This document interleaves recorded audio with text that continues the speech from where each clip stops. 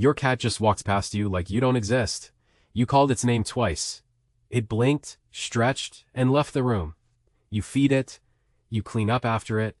You've built your entire evening schedule around when it wants attention and when it doesn't. And somewhere in the back of your mind, you've probably wondered, did you actually tame this animal, or did it just move in? The real answer is far stranger than you think, because your cat isn't domesticated the way your dog is. Not even close. In fact, by most scientific definitions, your cat is barely domesticated at all. It's closer to a wild animal that decided, on its own terms, that living near you was a good deal. And once you understand how that happened, you'll never look at that smug little face on your windowsill the same way again. Let's start with the dog for a second, because the dog is the control group here. And somewhere between 15,000 and 40,000 years ago, wolves began following human hunting camps. Over generations, humans selected the calmer ones, bred them, shaped them. Dogs today look, think, and behave in ways their wolf ancestors never did. Their skulls changed shape. Their brains shrank by about 30%. They evolved to read human faces, to want human approval, to feel something close to love for you. That is domestication. A slow, deliberate rewiring of an animal's body and mind done by humans for humans. Now look at the cat. In 2007, a geneticist named Carlos Driscoll led a study tracing the DNA of domestic cats around the world. He wanted to find their true point of origin. What he found was that every house cat on the planet, from the one on your bed to the one prowling a back alley in Cairo, descends from a single wild subspecies. The African wildcat, Felis sylvestris libica. A tan, faintly striped desert hunter that still exists today, and still looks almost exactly like a slightly rangier version of your cat. Here's the strange part. That wildcat's brain, body, and instincts are barely different from a modern house cat's. Where a dog's brain shrank by nearly a third, a cat's brain has shrunk by less than 10%. Its hunting instincts are intact. Its ability to survive completely alone with zero human contact is intact. If your cat slipped out the door tonight and never came back, it would very likely survive. A poodle would not. So how did an animal that never really changed end up sleeping in your bed? The answer starts around 10,000 years ago in the Fertile Crescent, right around the time humans invented farming. Farming meant grain. Grain meant stockpiles. Stockpiles meant mice and rats, swarming in from every direction to eat what humans had worked all year to grow. And where there are rodents in large numbers, wildcats follow. Nobody invited them, nobody bred them, nobody built them a shelter. The wildcats simply noticed that human settlements were, essentially, an all-you-can-eat buffet of easy prey, and they moved in on their own initiative. An anthrozoologist named John Bradshaw, who spent much of his career studying the psychology of cats, argues that this is the real story of cat domestication. Not a partnership humans chose, a business arrangement cats proposed. The calmer, bolder wildcats, the ones willing to tolerate being near humans without panicking, got access to a reliable food source.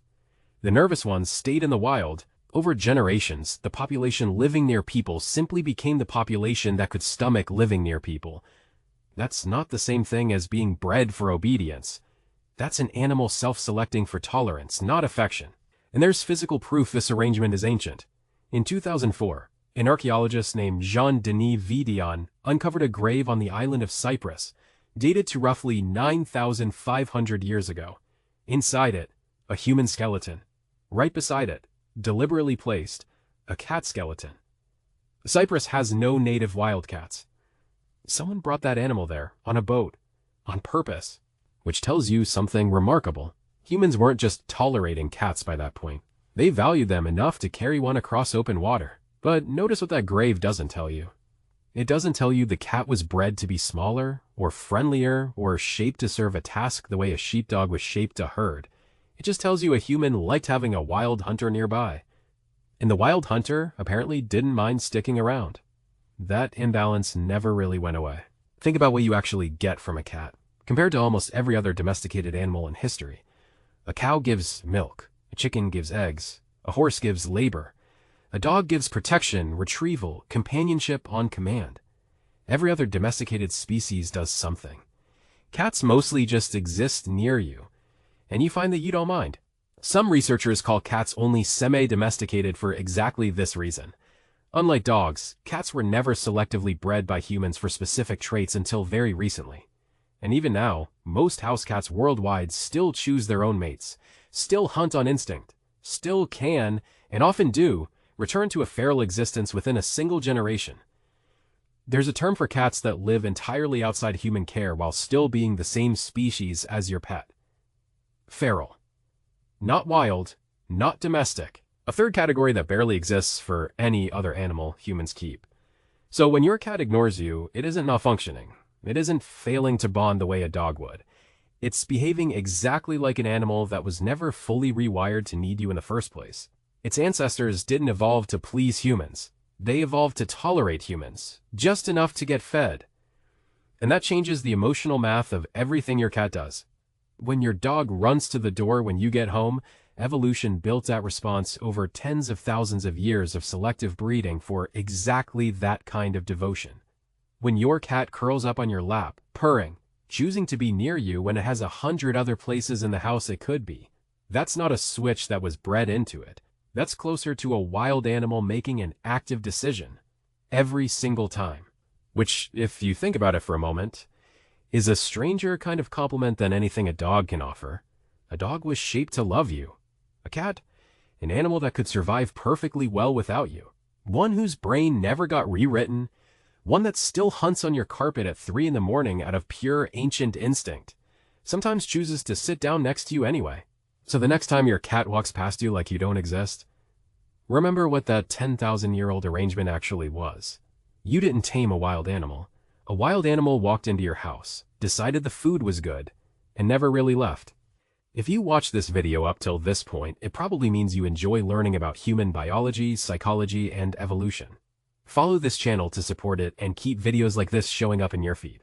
And if you've ever caught your cat choosing to sit next to you when it clearly had better places to be, tell it in the comments. It might be the closest thing to a compliment a wild animal can give.